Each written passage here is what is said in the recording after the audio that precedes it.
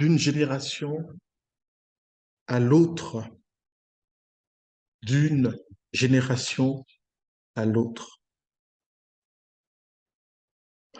On ne naît pas chrétien, on le devient. On ne naît pas chrétien, on le devient. Seigneur,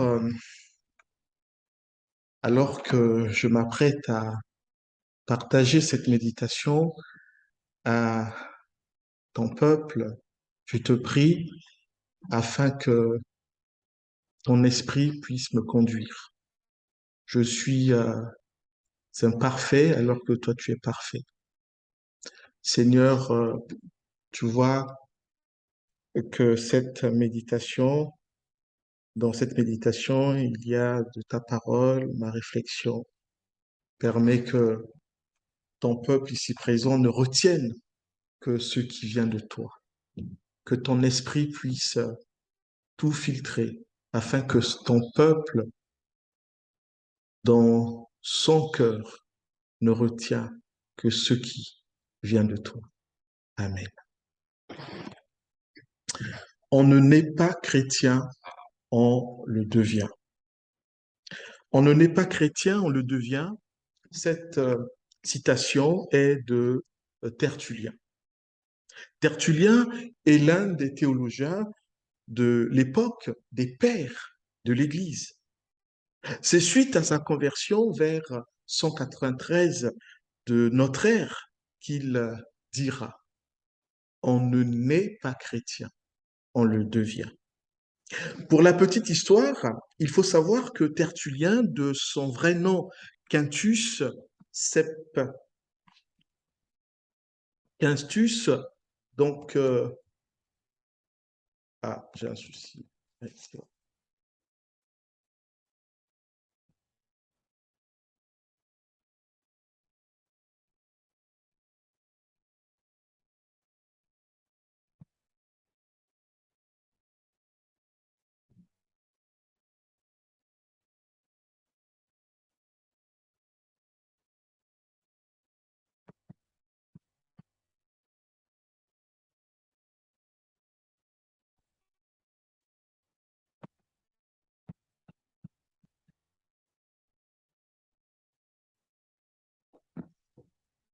Donc, je disais, pour la petite histoire, il faut savoir que Tertullien, de son vrai nom Quintius Septimius Florens Tertullianus, alors ce n'est pas grave si vous ne retenez pas ce nom, même moi-même, je ne le connais pas bien, je ne pourrais pas le dire de mémoire. Tertullien, disais-je, est un berbère de Carthage. Carthage, une ville située dans l'actuelle Tunisie. Bien que berbère, il est romanisé car à l'époque, Carthage est une province romaine.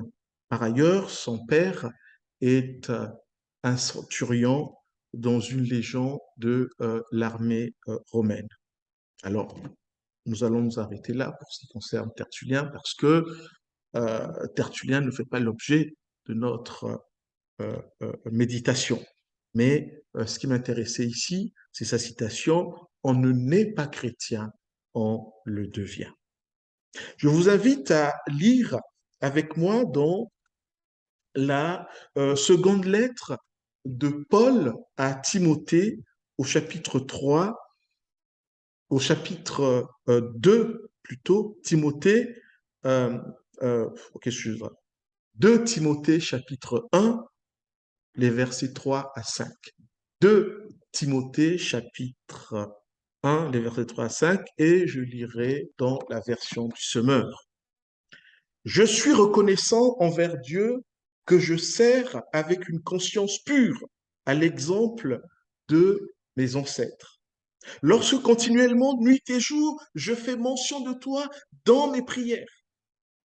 Je me rappelle tes larmes et j'éprouve un vif désir de te revoir afin d'être rempli de joie. Je garde le souvenir de ta foi sincère, cette foi qui se trouvait déjà chez ta grand-mère, Loïs, et ta mère Eunice, À présent, elle habite aussi en toi. J'en suis pleinement convaincu. Jusqu'ici, la parole de notre Dieu. Paul rédige cette lettre entre l'an 64 et l'an 67, alors qu'il est à Rome, à nouveau en prison. Il écrit cette lettre au moment où il s'apprête à transmettre le relais à une autre génération de serviteurs dont Timothée fait partie. Toutefois, gardons-nous de penser que l'investissement de Paul dans la vie de Timothée ne s'est fait qu'à la dernière minute, voire les dernières années, les derniers mois, la dernière semaine. C'est bien en amont de son départ auprès du Seigneur que Paul a accompagné Timothée dans sa marche avec le Seigneur. C'est maintenant que nous devons nous impliquer dans la vie de nos enfants. Ce n'est pas à la veille de notre mort, encore moins après notre départ de ce monde, que nous allons nous impliquer plutôt dans la vie de nos enfants. En lisant cette lettre de Paul à Timothée, j'ai l'impression que la déclaration de Paul ici, dans les versets 3 à 5, bien que sincère, Paul veut préparer Timothée à entendre des choses moins plaisantes. En effet, dans la suite de la lettre, Paul, le mentor, encourage son protégé Timothée à faire encore davantage pour rester fidèle à l'enseignement reçu. Oui, Paul est le mentor et Timothée le protégé, comme on dirait aujourd'hui. Par moments, ces encouragements sonnent comme des reproches. C'est comme si Paul disait, tu n'en fais pas assez, va plus loin. En effet, il y a de nombreuses directives que donne Paul sur ce que Timothée devra faire. Ces encouragements sont à 5 niveaux. Encouragement à supporter la souffrance, encouragement à défendre la vérité, encouragement à éviter les discussions inutiles, encouragement à s'éloigner des gens qui enseignent des erreurs, telles que l'évangile de la prospérité, il en parle, encouragement à rester attaché à ce qu'il a appris, enfin, encouragement à prêcher la parole de Dieu. Ces 5 encouragements mettent en évidence l'importance de l'écriture, c'est-à-dire l'importance de la parole de Dieu. Dans ces 3 versets qui sont un extrait de la deuxième lettre de Paul à Timothée, l'apôtre Paul, en tant qu'il est le père spirituel, remercie Dieu pour la foi de son fils spirituel Timothée. Dans cette partie de la lettre en cause, ce matin, nous voyons que Paul souligne que dans ses prières, il ne cesse d'être reconnaissant envers Dieu, non seulement pour l'affection qu'il a pour Timothée et inversement, mais aussi reconnaissant envers Dieu pour la foi authentique des deux, sans oublier la reconnaissance envers Dieu pour la présence dans la vie de l'un et de l'autre d'un arrière-plan familial favorable à la conversion. Même si ces 3 sujets de reconnaissance envers Dieu sont évidents ici, force est de constater que la mention qui reste dominante dans la pensée de Paul, c'est la reconnaissance envers Dieu pour la foi authentique de Timothée. Une foi qui ne souffre d'aucune hypocrisie. Paul remercie Dieu pour la foi de Timothée. Ma prière, c'est celle-ci. Puisse Dieu notre Père, dans la foi en Jésus-Christ, nous donner à nous aussi de vivre une telle bénédiction qui consiste à exprimer notre reconnaissance envers Dieu pour la foi de nos enfants, qu'ils soient nos enfants dans la foi ou nos enfants dans la chair. Bien que dans notre passage de méditation, Paul remercie Dieu pour Timothée. J'ai tendance à penser qu'ici, Paul, en plus, euh, oui, qu'ici Paul montre en plus que la foi en Jésus-Christ n'est pas héréditaire, mais elle s'acquiert. C'est ce que montre ici Paul, que la foi en Jésus-Christ n'est pas héréditaire, mais elle s'acquiert. C'est ce que nous allons voir tout au long de notre méditation. Ainsi, la pensée de Paul se synchronise bien à la citation de Tertullien qui dit on ne naît pas chrétien, mais on le devient. On ne naît pas chrétien, mais on le devient.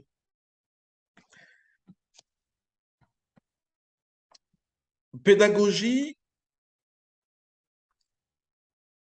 je veux parler pédagogie, je veux parler du pédobaptisme. Pédobaptisme versus credo-baptisme. Pédobaptisme versus credo-baptisme.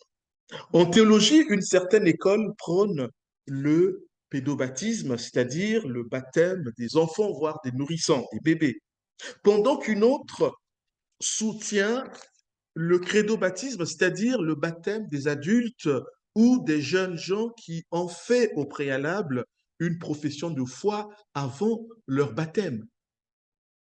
Dans les deux cas, il est reconnu que le baptême d'eau ne sauve personne, ni ne présume le salut de quiconque. Cependant, dans le premier cas, le pédobaptisme, sous une perspective réformée, est question d'administrer le baptême à tous ceux qui appartiennent au peuple visible de Dieu, qu'ils y entrent en tant qu'adultes ou en tant qu'enfants. Ainsi, les pédobaptistes évangéliques croient que les enfants font partie de l'Église visible dans la mesure où ils appartiennent à un foyer authentiquement chrétien et ne rejettent pas les promesses de Dieu adressées à son peuple. Et le pédobaptisme s'enracine, s'appuie sur la pensée de Calvin qui consistait que le peuple de Dieu dans l'Ancienne Alliance en y entrait en se faisant circoncire le huitième jour. Donc, une fois qu'on circoncisait les enfants le huitième jour, ces enfants pouvaient faire partie du peuple de Dieu. Et donc, Calvin fait une correspondance en disant, ben oui, les chrétiens aussi, leurs enfants, ben, s'ils se font baptiser, ils peuvent rentrer dans l'Église. En revanche, dans le second cas, celui du credo-baptisme, sous une perspective baptiste, l'enseignement est que l'Église visible, dans son expression locale, doit être composée uniquement de ceux ayant préalablement fait leur profession de foi et qui connaissent personnellement Dieu en Jésus-Christ, qui ont l'assurance d'être au bénéfice de ses promesses et qui sont par conséquent sauvés de la colère à venir. Il me semble que Paul, dans le texte qui fait l'objet de notre méditation, serait plus proche du credo-baptisme que du pédobaptisme. Et de manière générale, j'ai tendance à penser que des deux positions, celle qui reste la plus proche de l'enseignement biblique est le credo-baptisme. Évidemment, comme vous l'aurez compris, notre Église ici à Nogent s'inscrit dans la tradition credo-baptiste puisque nous ne baptisons que des personnes qui, au préalable, ont fait une profession de foi. Nous ne baptisons pas les enfants, encore moins les nourrissons. Par conséquent, la série de présentations et de bénédictions que nous allons vivre tantôt n'est en rien l'équivalent d'un baptême. Nous allons voir que ni Paul ni Timothée sont devenus chrétiens parce que leurs parents l'étaient, mais eux-mêmes ont dû faire la démarche pour le devenir. Cependant, l'arrière-plan familial de l'un et l'autre a été décisif à leur conversion. Quid de nos enfants dans les familles chrétiennes? Nos enfants ne sont pas automatiquement chrétiens parce que nous le sommes. Ils le sont ou le deviendront par une démarche personnelle de conversion. Cependant, nous, famille, nous, Église, nous devons veiller à leur donner un cadre qui soit favorable à cette conversion. Afin de créer et de promouvoir ce cadre propice à la conversion et à la croissance spirituelle de nos enfants, il nous faut investir dans leur vie. L'investissement de la famille dans la vie des enfants. L'apôtre Paul est clair. Il est reconnaissant envers Dieu de ce que ses parents avant lui ont servi Dieu avec une conscience pure. On peut supposer que de par leur attachement à Dieu, les parents de Paul ont su créer un cadre propice à sa conversion. Et lui-même, à son tour, il a pu servir Dieu à l'exemple de sa famille, avec une conscience pure. En soulignant l'impact de la foi de sa famille sur lui, Paul veut montrer à Timothée combien est important le témoignage des adultes dans la vie de leurs enfants, de leurs ados. Et d'ailleurs, sans tarder, Paul enrichit sa conviction, selon laquelle le témoignage des parents est déterminant dans la conversion des enfants, en prenant exemple sur le cas de Timothée et de sa famille. On voit que cet investissement a porté, puisque, résultat des courses, Timothée marche avec le Seigneur. Il sert à son tour le Seigneur, comme l'en fait Paul, mais aussi Loïs et Eunice, respectivement mamie et maman de Timothée. Une telle implication des parents dans la vie de Timothée se voit en ce que ce dernier connaît les Écritures, c'est-à-dire la parole de Dieu depuis son enfance.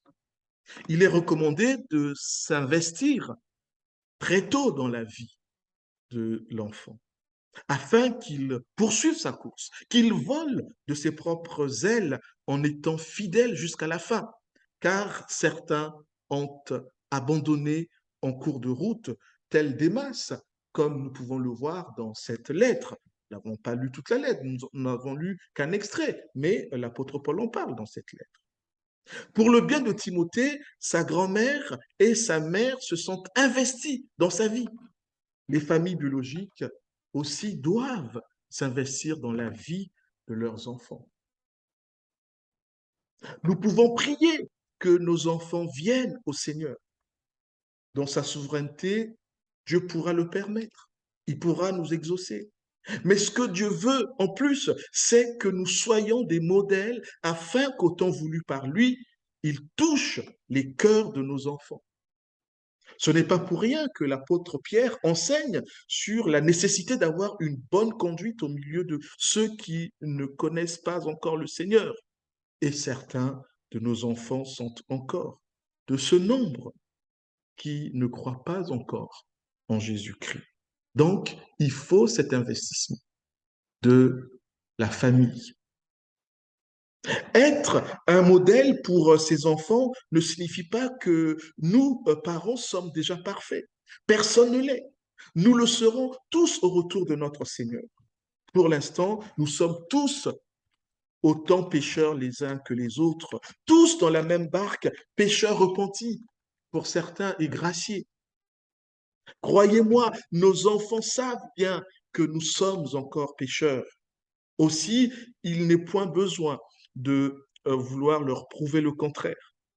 Que retiendront mes enfants de moi? Ce que je veux, c'est que mes enfants retiennent de moi ceci. Lorsque papa commettait un péché, il était capable de demander pardon. C'est cette transparence de notre part qui les aidera dans leur relation avec le Seigneur et non notre hypocrisie. Oui, je suis encore pécheur et mes enfants le savent. Et donc, mon rôle n'est pas de leur prouver le contraire.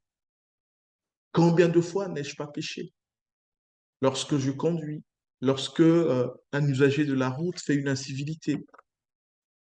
Ouais. Et il y a d'autres péchés, mais je ne vais pas les raconter ici, euh, au risque de rougir, même si ça ne va pas se voir. Ce que je voudrais que mes enfants retiennent de moi. Lorsque papa commettait un péché, il était capable de demander pardon.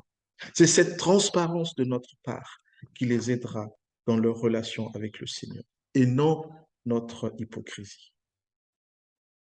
Vous l'aurez compris que cette transparence a des limites. C'est seulement jusqu'à un certain niveau que nous pouvons l'être, parce que nous devons aussi protéger nos enfants. On ne peut pas tout leur exposer. La transmission de l'évangile d'une génération à l'autre se fera d'autant mieux s'il y a une adéquation entre la théorie et la pratique dans le cas des générations précédentes. Oui à l'orthodoxie, mais oui aussi à l'orthopraxie pour une transmission efficace. L'orthodoxie, cette bonne nourriture, cette bonne parole de Dieu. L'orthopraxie, euh, mettre en pratique justement cette bonne parole, cette bonne nourriture. Dieu est constant dans sa volonté de voir les générations précédentes transmettre son enseignement aux générations suivantes. Moïse, en s'adressant de la part de Dieu au peuple d'Israël, dira seulement veille attentivement sur toi-même et garde-toi bien d'oublier les événements dont tu as été témoin, qu'ils restent gravés dans ta mémoire pour tous les jours de ta vie et informe-en tes fils et tes petits-fils. Le psalmiste Asaph n'est pas en reste, il abonde dans le même sens que Moïse, mais nous y reviendrons. Nous venons de voir que l'investissement des parents est nécessaire dans la vie des enfants afin que ceux-ci soient sensibles à la voix de Christ. Toutefois, cet investissement qui est nécessaire, mais n'est pas suffisant. À côté de cette implication des parents envers leurs enfants, il faut un investissement additionnel. L'investissement additionnel. L'investissement de l'Église, donc l'investissement de la famille en Christ dans la vie des enfants de l'Église. Nous avons vu dans cette lettre que les parents de Timothée, Loïs et Eunice, se sont investis dans leur vie. Nous avons vu aussi dans cette lettre que l'apôtre Paul, en tant qu'il représente l'Église là, s'est investi dans la vie de Timothée. Donc, aux côtés de l'investissement des parents, il faut qu'il y ait aussi l'Église qui s'investisse dans la vie de ses enfants. L'investissement de l'Église est cet autre investissement supplémentaire envers les enfants. Pour que l'investissement soit équilibré, il faut qu'il y ait les deux types d'investissement, d'une part celui de la famille et d'autre part celui de l'Église. Ces deux formes d'investissement doivent être synchronisées, faute de quoi l'enfant sera déstabilisé et aura des carences dans sa croissance spirituelle. La famille en Christ, donc l'Église d'une part et la famille biologique d'autre part, doivent parler le même langage. Si le discours est différent, le danger est que par la suite, l'enfant tourne mal. Une dame, je me souviens, vivait seule avec ses deux enfants. Ils avaient l'habitude de prendre le train pour venir à l'église. Et un jour, elle dit à l'un de ses enfants, si le contrôleur demande ton âge, tu lui diras que tu as 9 ans. Parce que à cet âge-là, l'enfant voyage avec des billets demi-tarif. Donc, demi-tarif jusqu'à l'âge de 10 ans. Donc, c'est pour cela que la maman avait proposé cela à son enfant. Et l'enfant de dire à sa mère, mais maman, j'en ai deux de plus. Et à l'école du dimanche, les moniteurs nous ont dit que Dieu n'aime pas le mensonge.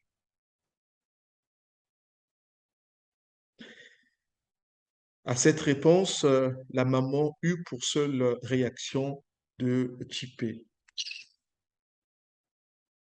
Voyez l'incohérence entre le discours de la maison et le discours de l'Église. Et c'est déstabilisant pour les enfants. Il arrive très souvent que nos garçons nous disent, vous nous dites que c'est important d'aller à l'église, mais pourquoi les jeunes de l'église, à un moment de leur vie, ne fréquentent plus l'église? Ou même des adultes. Oui, c'est qu'il y a là une incohérence que nos enfants relèvent. Nous devons, en tant que parents et en tant qu'Église, éviter de telles incohérences qui sont destructeurs pour la foi de nos enfants.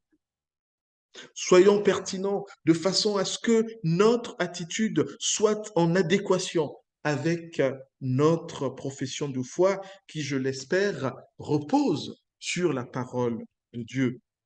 Il nous faut montrer à l'enfant qu'en dehors des liens biologiques, il y a une autre famille, celle de l'Église. C'est ce à quoi s'attelle ici Paul dans cette lettre. Pour ce faire, mes amis, nous devons aider nos enfants à participer aux différentes activités de l'Église, à participer aux colonies de vacances chrétiennes, ainsi de suite. Au sein de notre Église, il y a un groupe appelé les fils d'argent. En fait, il s'agit de nos aînés qui ont des cheveux blancs. Moi aussi j'en ai, mais bon, j'ai tout rasé là pour pas qu'on les voit. Oui, les fils d'argent. Ce groupe est dédié donc aux aînés. Pourquoi ne pas imaginer des rencontres entre l'école du dimanche et les fils d'argent?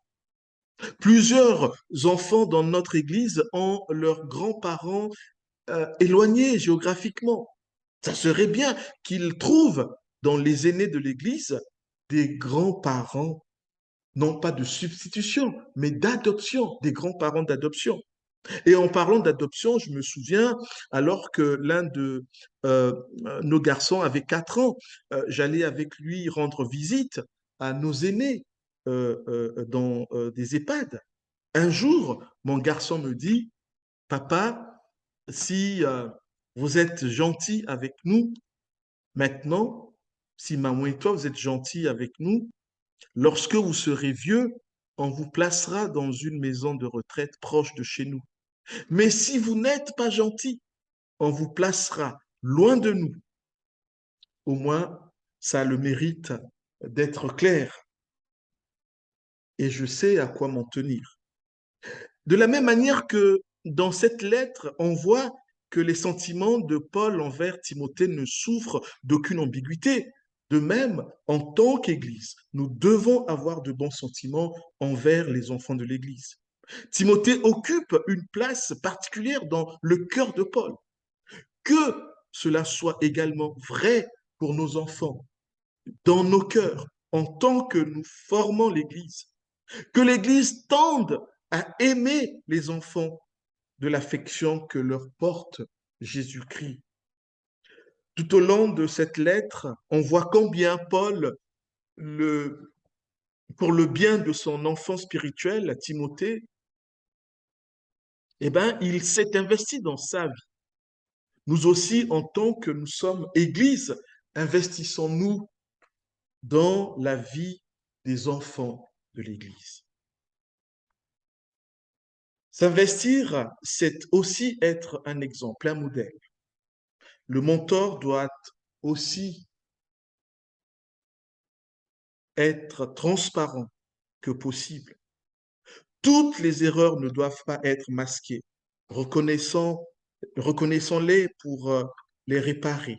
Croyez-moi, les enfants sont très observateurs de ce qui se passe au sein de l'Église, mes amis.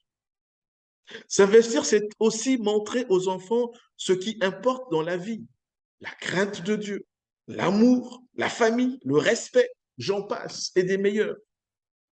La société dans laquelle évoluent nos enfants leur propose tant et tant de concepts, de valeurs, de logiques, parfois contraires à ce que veut notre Dieu. L'Église doit être présente dans leur vie pour montrer le bon chemin et redresser ce qui doit l'être. Alors, on s'entende, cela ne veut pas dire qu'il nous faut retirer nos enfants de ce monde. Loin de là. Ils sont appelés à vivre à contre-courant du monde. Il est question de les laisser vivre avec leur monde et leur époque, tout en leur inculquant la pensée de ne pas trahir l'Évangile. Le schéma qui plaît à Dieu, la chaîne de transmission de la parole de Dieu de génération en génération. Grands-parents, parents, enfants, grands-parents, fils, petits-fils. Ce que Dieu veut, c'est que de génération en génération, que sa parole se transmette, que les personnes aient la foi de génération en génération.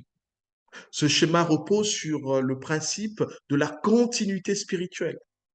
Tout au long de la lettre, Paul en fait état. De la même manière qu'il souhaite que la transmission de l'Évangile se fasse au sein d'une famille de génération en génération, de manière générale, il veut aussi que cette transmission se fasse dans le cadre des relations non familiales. C'est pour cette raison qu'il dit, et l'enseignement que tu as reçu de moi et que de nombreux témoins ont confirmé, transmets-le à des hommes dignes de confiance, qui seront capables à leur tour d'en instruire d'autres. Ce processus d'itération, de multiplication des disciples se voit aussi à travers plusieurs passages de l'Ancien Testament et même dans ceux du Nouveau Testament. Vous avez les références sous vos yeux, Deutéronome 4, 9, Deutéronome 6, versets 6 à 9, Psaume 78, versets 3 à 7, Matthieu 28, les versets 19 à 20. Il nous faut terminer. La couronne des vieillards, ce sont leurs petits-enfants. Et la fierté des fils, ce sont leurs pères, dit les Proverbes. En commentaire de ce texte, Nicole Debré, que nous connaissons, l'épouse, parce que son époux et elle sont les parrains de notre groupe de couple qu'on appelle Tandem. Voici ce que Nicole, en commentaire de ceci, dit ou écrit. Cette relation mentionne trois générations liées par des liens affectifs qui circulent dans les deux sens. Chaque génération est ainsi comme un maillon dans une histoire et une identité commune. Chaque génération est enracinée dans le passé et se projette dans l'avenir. C'est dire que petits et grands ont besoin les uns des autres, comme Paul l'exprime dans cette lettre. Du fond de sa prison, l'apôtre Paul est désireux de revoir Timothée, car la présence de celui-ci lui procure beaucoup de joie. Une lettre aux allures de testament. De la même manière que Paul et la famille de Timothée ont laissé des traces importantes pour son épanouissement spirituel. En tant qu'Église et parents, laissons aussi des traces pour le bien-être spirituel de nos enfants. Qu'ils gardent de nous de bons souvenirs, qu'ils se souviennent des temps agréables et heureux passés à nos côtés. Sur la vie de Timothée, Paul euh, a une vue rétrospective, une vue dans son présent et une vue prospective. Oui, une vue dans le passé, une vue dans le présent et une vue dans l'avenir. Paul La grand-mère et la mère de Timothée ont été fidèles à Dieu et à leur tour ont transmis la parole à des hommes et des femmes fidèles comme Timothée. À lui de transmettre cette parole aussi à des hommes fidèles. Ces hommes fidèles, nous les trouvons dans l'Église, mais aussi à l'intérieur de nos familles. Et notre prière est que par un processus d'itération, nous, sous l'autorité divine, nos enfants deviennent ces hommes et ces femmes fidèles qui seront capables à leur tour de transmettre cet enseignement à d'autres et ainsi de suite. Notre Dieu n'attend pas que tout soit parfait dans nos vies pour agir dans le cœur de nos enfants.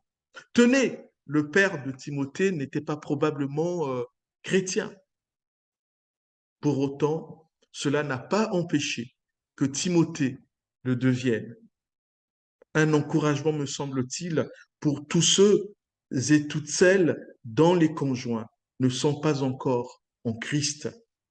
Malgré tout, Dieu aime vos enfants.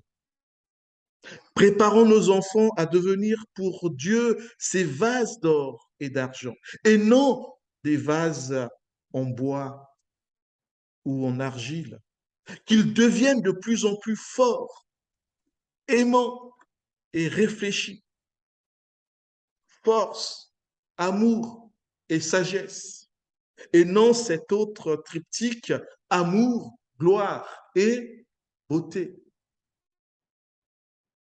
Non, c'est force, amour et sagesse.